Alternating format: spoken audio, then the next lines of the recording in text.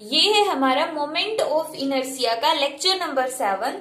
आज के लेक्चर में हम स्टडी करेंगे कि मोमेंट ऑफ इनर्शिया होता क्या है, एक्चुअल में मोमेंट ऑफ इनर्शिया का मीनिंग क्या होगा। देखो, अब मोमेंट ऑफ इनर्शिया को स्टडी करने से पहले हम इस टर्म का मीनिंग देखते हैं कि इनर्शिया क्या होता है। इनर्शिया को सिंपली अगर हम देखें तो इनर्शिया का मीनिंग होता है रेजिस्ट करने की एबिलिटी। रेजिस्ट करने की ability means ability to resist. Ability to resist, resist मतलब कि अपोज करना, किसी भी चीज का अपोज करना ही क्या है, रेजिस्ट करना है। अब देखो, इसको हम थोड़ा सा रियल लाइफ के अकॉर्डिंग समझते हैं कि एक स्टूडेंट है, अब वो क्या कर रहा है कि स्कूल के अंदर है तो उसका मेन काम क्या होगा, पढ़ना होगा। तो घर वाले क्या बोलते हो कि उसको कि पढ़ लो भाई तुम, लेकिन वो क्या करते, नहीं पढ़ना है, घर वाले फोर्स करेंगे, लेकिन वो क्या कर देते, रेजिस्ट कर देते, अपोज करते कि हमें नहीं पढ़ना है। तो फिर अगर हम चाहते हैं कि वो पढ़े, वो जो स्टूडेंट है वो पढ़े, तो यहाँ से फोर्स क्या करना पड़ेगा, अप्लाई करना पड़ेगा। फोर्स का मतलब क्या अप्लाई करना पड़ेगा, थप्पड़ वगैरह। तो मीन्स क्या है कि यहाँ पर हमें ज्यादा फोर्स लगाना पड़ेगा अगर इस अपोज को ओवरकम करना है। ठीक है, तो ये रियल लाइफ के अंदर है कि जब भी हमारे ऊपर कोई फोर्स लगता है तो हम उस फोर्स का अपोज करते हैं। अब फिजिक्स के अंदर इसको चलो हम ऑब्जेक्ट्स के ऊपर अप्लाई करते हैं कि इनर्शिया का मीनिंग क्या है। अब यहाँ पर जब हम फोर्स अप्लाई करेंगे, एक तो हमने 2 किलोग्राम का स्टोन ले लिया और एक हमने लिया 20 केजी का स्टोन। अब यहाँ पर जो हमें फोर्स अप्लाई करना पड़ेगा, मान लेते हैं उसकी वैल्यू है F1। F1 फोर्स अप्लाई करने के बाद जो ये स्टोन है, पहले जो ये स्टोन था वो रेस्ट में था, लेकिन जैसे ही हमने इस पर F1 फोर्स लगाया, ये किस में आ गया, मोशन में आ गया। और जब हम इस बड़े वाले स्टोन पर फोर्स लगाएंगे, मान लेते हैं यहाँ पर हम फोर्स लगा रहे हैं F2, तो F2 फोर्स लगाने के बाद जो ये स्टोन है वो रेस्ट से कहां पर चला गया, मोशन के अंदर चला गया। तो यहाँ पर जो फोर्स F2 है वो ग्रेटर देन होना चाहिए फोर्स F1 से। क्यों होना चाहिए, क्योंकि जो न्यूटन का फर्स्ट लॉ ऑफ मोशन था, न्यूटन का फर्स्ट लॉ ऑफ मोशन क्या बोलता है कि अगर कोई चीज रेस्ट में है तो वो रेस्ट में ही रहेगी, और अगर कोई चीज मोशन में है तो वो मोशन में ही रहेगी। कब तक, जब तक कि उसकी स्टेट को चेंज करने के लिए बाहर से हम फोर्स अप्लाई ना करें। तो ये जो बॉडी है वो अपनी स्टेट को चेंज नहीं करेगी। तो यहाँ पर हमें क्या करना है, इसकी स्टेट को चेंज करना है रेस्ट से मोशन के अंदर, रेस्ट से मोशन में। तो हमें बाहर से फोर्स अप्लाई करना पड़ेगा। अब यहाँ पर ज्यादा फोर्स अप्लाई क्यों करना है, क्योंकि यहाँ पर जो स्टोन रेस्ट में था और रेस्ट में से अगर ये मोशन में आएगा तो अपनी स्टेट का ये अपोज करेगा, चेंज करने को अपोज करेगा, क्योंकि रेस्ट में है तो रेस्ट में रहना चाहेगा, मोशन में क्यों आएगा ये। तो अगर हम इसको जबरदस्ती मोशन में लेकर आएंगे तो यहाँ से हम फोर्स बढ़ा रहे, स्टोन भी अपनी तरफ से फोर्स बढ़ा रहे हैं कि ये चेंज नहीं करना चाहता अपने स्टेट को, तो यहाँ पर फिर से हम फोर्स बढ़ाएंगे। तो इस तरह से हम फोर्स बढ़ाते जाएंगे, तो जितना मैक्सिमम ये रेजिस्ट कर सकता है स्टोन अपनी स्टेट को चेंज होने को, जितना ये रेजिस्ट कर सकता है, उसी को हम क्या बोलते हैं, इनर्शिया। अगर बिल्कुल सिंपल लैंग्वेज में समझे तो इनर्शिया का मतलब होता है मास। अब किसी बॉडी में मास ज्यादा है, वो ज्यादा हैवी है, तो वो इनर्शिया भी ज्यादा लगाएगी, ज्यादा अपोज करेगी। एक छोटा सा बच्चा होता है तो उसको तो हम उठाकर दूसरी जगह पर बैठा सकते हैं, बट वहीं पर अगर कोई एक बहुत बड़ा पर्सन है, क्या हम उसको इतनी आसानी से उठाकर दूसरी जगह बिठा देंगे, उसको उठाया और पकड़ के बिठा दिया।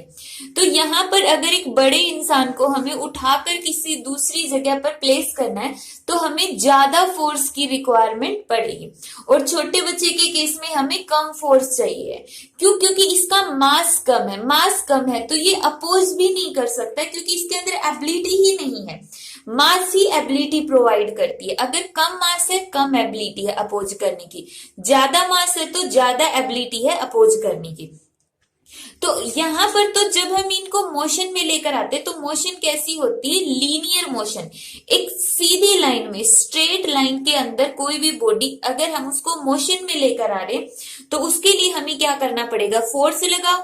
फोर्स लगाने के बाद वो बॉडी क्या आ गई, मोशन में आ गई। बट हमें फोर्स लगाने की जरूरत ही क्यों पड़ी, क्योंकि जो बॉडी होती है उसका खुद का मास होता है और उसी मास की वजह से वो अपनी स्टेट खुद चेंज नहीं कर सकती है। अगर उसकी स्टेट को हमें चेंज करना है तो बाहर से फोर्स अप्लाई करना पड़ेगा। तो ये जो मास होता है इसी को हमने क्या बोल दिया है, एक तरह से इनर्सिया बोल दिया है। और एग्जैक्ट इनर्सिया का मतलब क्या होगा, रेजिस्ट करने की एबिलिटी। अब ये तो था सिंपल, जब जब बॉडी एक स्ट्रेट लाइन में मूव करती है, लेकिन हमारे इस टॉपिक में हमें मोमेंट ऑफ इनर्सिया पढ़ना है, जब एक बॉडी एक पर्टिकुलर एक्सिस के अबाउट में रोटेट करेगी। अब यहां पर मान लेते कि ये हमारे पास एक बॉडी है जिसकी शेप इरेगुलर है। इरेगुलर का मतलब जो शेप है उसकी फिक्स नहीं है कि ये सर्कल होगा या फिर एक रेक्टेंगुलर शेप होगी, कुछ भी फिक्स नहीं है, बस एक इरेगुलर शेप की बॉडी है। अब इसके अंदर क्या होगा, डिफरेंट डिफरेंट पार्टिकल्स हो गए, means may be an number of particle हम कंसीडर कर लेते हैं, चलो एन नंबर ऑफ पार्टिकल्स हैं। अब इतने सारे पार्टिकल्स होंगे तो जब ये बॉडी, जैसे ये कैप ही है और इस मार्कर के चारों तरफ मूव करेगी, तो जो ये कैप है इसके चारों तरफ रोटेट करेगी, इस तरह से रोटेट करेगी, तो जो कैप होगी वो भी तो बहुत सारे पार्टिकल से मिलकर बनी हुई है। तो जब कैप मूव कर रही है तो वो सारे पार्टिकल्स मूव कर रहे हैं। तो यहां पर भी हम मान लेते हैं कि ये जो फर्स्ट पार्टिकल है जिसका मास m1 है, ये सेकेंड पार्टिकल है जिसका मास m2 है, ये थर्ड पार्टिकल है मास m3, ये फोर्थ पार्टिकल है मास m4 है। इस तरह से यहाँ पे बहुत सारे n पार्टिकल्स होंगे।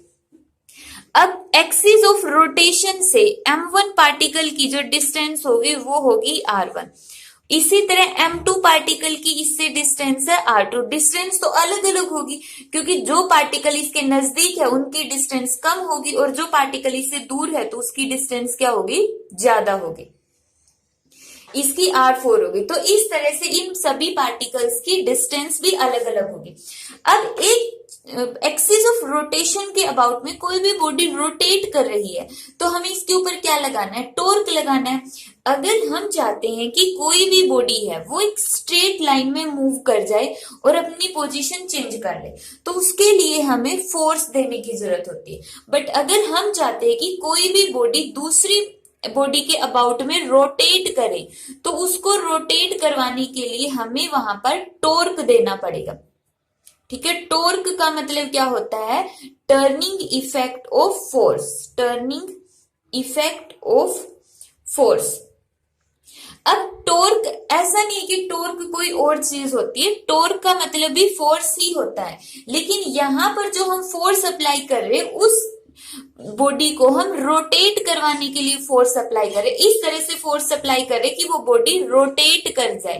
तो इस तरह से जब बॉडी रोटेट कर जाएगी तो हम उसको बोलेंगे उस बॉडी पर क्या लग गया, टॉर्क लग गया। अब रोटेशनल मोशन के अंदर क्या होता है, वही जो लीनियर मोशन में फोर्स का काम क्या होता है, किसी भी बॉडी के ऊपर फोर्स हमने लगाया, फोर्स लगाने के बाद उस बॉडी ने पहले तो क्या किया, उस फोर्स का अपोज किया, लेकिन जब हम फोर्स बढ़ाते जाएंगे तो एक टाइम ऐसा आएगा कि वो बॉडी रेस्ट से कहां पर चली गई, मोशन में चली गई। ठीक है, और इस अपोज को हमने नाम दिया था इनर्सिया, कि कोई भी बॉडी रेस्ट में है तो उसके इनर्सिया की वजह से वो उस रेस्ट में ही रहना चाहेगी, और अगर हम चाहते रेस्ट में मोशन, रेस्ट से वो मोशन में चली जाए तो हमें उसके ऊपर फोर्स लगाना पड़ेगा। इसी तरह अगर हम चाहते कि कोई भी बॉडी रोटेट करे तो रोटेट करने के लिए हमें उसके ऊपर टॉर्क लगाना पड़ेगा। अब जो ये बॉडी यहाँ पर रेस्ट में है ये मूव क्यों करेगी, यहाँ पर नहीं करेगी, क्यों, क्योंकि इसके अंदर भी तो इसका इनर्सिया है। अब इनर्सिया है, लेकिन जब जैसे ही बॉडी रोटेट कर गई, अब ये हमेशा रोटेट करती रहेगी। अगर हम आइडियल केस लेते हैं, आइडियल केस का मतलब मान लेते कि यहाँ पर एयर वगैरह नहीं है जो इसको रेजिस्ट करे, जो इसकी मोशन का अपोज करने के लिए कोई दूसरे फैक्टर है ही नहीं, तो एक बार अगर ये मोशन में आ गई तो ये मूव ही करती रहेगी, ये अपने आप रेस्ट में नहीं आएगी। वही न्यूटन का फर्स्ट लॉ कि ये मूव कर रही है, मोशन में है तो मोशन में ही रहेगी जब तक कि हम इसको रोकने के लिए फोर्स ना लगाए। अब मोशन में है तो मोशन में क्यों रहेगी, क्योंकि इसका भी तो इनर्सिया है। अब जैसे कोई भी चीज सीधी मूव कर रही है स्ट्रेट लाइन में, और उसको मूव करवाने के लिए हम फोर्स लगाते हैं, और रोटेट करवाने के लिए हम टॉर्क लगा देते हैं। बस है तो टॉर्क भी एक फोर्स, बस अगर वो बॉडी रोटेट कर गई तो उसका नाम चेंज हो जाता है। इसी तरह से जब एक बॉडी पर्टिकुलर एक्सिस के अबाउट में रोटेट कर रही है तो उसके इनर्सिया का नाम बदलकर हो जाता है moment of inertia. Moment of inertia भी यही होता है, रेजिस्ट करने की एबिलिटी। मोमेंट ऑफ इनर्सिया का मतलब भी क्या होगा, रेजिस्ट करने की एबिलिटी। रेजिस्ट करने की एबिलिटी कहां पर रेजिस्ट करने की एबिलिटी, कि अगर वो बॉडी रिवॉल्व कर रही है तो वो हमेशा रिवॉल्व करती रहेगी। ठीक है, रिवॉल्व से अगर वो रेस्ट में गई तो ये जो मोमेंट ऑफ इनर्सिया उस रेस्ट का अपोज करेगा। क्यों? क्योंकि बॉडी रिवॉल्व कर रही है तो ये मोमेंट ऑफ इनर्सिया चाहेगा वो रिवॉल्व करती रहे, और अगर ये बॉडी रेस्ट में है तो वो रेस्ट में रहेगी वहां एकदम से, जब तक हम खुद उसको रिवॉल्व नहीं करवाएंगे वो बॉडी रिवॉल्व नहीं करेगी। क्यों? Because of moment of inertia. तो यही है मोमेंट ऑफ इनर्सिया का बिल्कुल सिंपल सा कॉन्सेप्ट है। अगर इनर्सिया का मीनिंग हमें समझ में आ जाता है तो मोमेंट ऑफ इनर्सिया वही होता है। बस मोमेंट ऑफ इनर्सिया को हम डिफाइन करते हैं रोटेशनल मोशन के अंदर। अब इनर्सिया को तो हमने बोल दिया कि इनर्सिया क्या होता है, सिंपल मास होता है। मास की जो क्वांटिटेटिव मेजरमेंट होती है वो इनर्सिया ही होती है, या फिर बोल लो इनर्सिया क्या होता है, क्वांटिटेटिव मेजरमेंट ऑफ मास। तो इसी तरह मोमेंट ऑफ इनर्सिया क्या होगा, क्या वो भी मास ही होगा या फिर कुछ और होगा। अब देखो यहां पर जब हमने टॉर्क डिफाइन किया था, टॉर्क को हमने क्या डिफाइन किया था, आर क्रॉस एफ। आर की मल्टीप्लाई किसके साथ कर दी थी, एफ के साथ, क्योंकि जब एक बॉडी रोटेट करेगी तो उसके लिए हमारे लिए ये डिस्टेंस भी तो मायने रखता है कि इनके बीच में इतना डिस्टेंस है, कितना डिस्टेंस है, तो डिस्टेंस मायने रखता है, तो वही फिर टॉर्क बन जाता है। इसी तरह जब हम इनर्सिया से मोमेंट ऑफ इनर्सिया निकालते हैं तो इनर्सिया का मतलब हो गया मास, और मोमेंट ऑफ इनर्सिया मतलब वहां पर हम इसकी डिस्टेंस को भी ले लेते हैं। अब डिस्टेंस को कैसे लेंगे, लिख लेते हैं हम यहां पर। इनर्सिया का मतलब हो गया मास, और मोमेंट का मतलब हो गया, मोमेंट का मतलब हो गया डिस्टेंस। मोमेंट का मतलब हो गया डिस्टेंस का कॉन्सेप्ट भी हमें इंक्लूड करना पड़ेगा। तो मोमेंट ऑफ इनर्सिया को रिप्रेजेंट करते हम आई से। जो ये मोमेंट ऑफ इनर्सिया है इसको रिप्रेजेंट करते हम आई से। तो आई का फॉर्मूला क्या होगा, मास मल्टीप्लाई बाई डिस्टेंस का square. Mass multiply by distance का स्क्वायर, तो ये होगा moment of inertia M R square. अब जैसे फर्स्ट पार्टिकल के लिए हम मोमेंट ऑफ इनर्सिया निकालते तो क्या होगा, m1 r1 का स्क्वायर। सेकेंड पार्टिकल के लिए निकालेंगे तो सेकेंड पार्टिकल का मोमेंट ऑफ इनर्सिया हो जाएगा m2 r2 का स्क्वायर। टोटल किसके इक्वल हो जाएगा, टोटल के टाइम पे हम सभी को ऐड कर देंगे, m2 r2 स्क्वायर, इस तरह से सभी को ऐड कर देंगे। और इसको हम कैसे भी लिख सकते हैं, सुमेशन m i आर आई का स्क्वायर, और आई की वैल्यू 1 से लेकर कहां तक वेरी करेगी, कितने पार्टिकल है n, तो n तक वेरी कर जाएगी। और यही होता है मोमेंट ऑफ इनर्सिया। ठीक है, तो आई होप कि आपको ये जो टॉपिक है अच्छे से क्लियर हो गया होगा। अब हम मोमेंट ऑफ इनर्सिया की यूनिट्स और देख लेते हैं। मोमेंट ऑफ इनर्सिया का फॉर्मूला क्या आ गया, moment of inertia is defined as sum of product of mass, mass की product and square of their distance, square of their distance. तो मास और स्क्वायर ऑफ डिस्टेंस की प्रोडक्ट को ही हम क्या बोलते हैं, इनर्सिया बोलते, मोमेंट ऑफ इनर्सिया बोलते। तो यहाँ पर यूनिट क्या होगी, अगर हम इसकी ऐसा यूनिट देखते तो मास की ऐसा यूनिट क्या होगी, किलोग्राम, और डिस्टेंस की क्या होती है, मीटर स्क्वायर, और इसकी सीजीएस यूनिट क्या हो जाएगी, ग्राम पर सेंटीमीटर स्क्वायर। ठीक है, तो ये हो गई इसकी एसआई और CGS unit of moment of inertia. अब जो मोमेंट ऑफ इनर्सिया है वो कौन से फैक्टर्स पर डिपेंड करता है, तो मोमेंट ऑफ इनर्सिया किस पर डिपेंड करेगा, एक तो मास के ऊपर, distribution of mass, distribution of mass के ऊपर।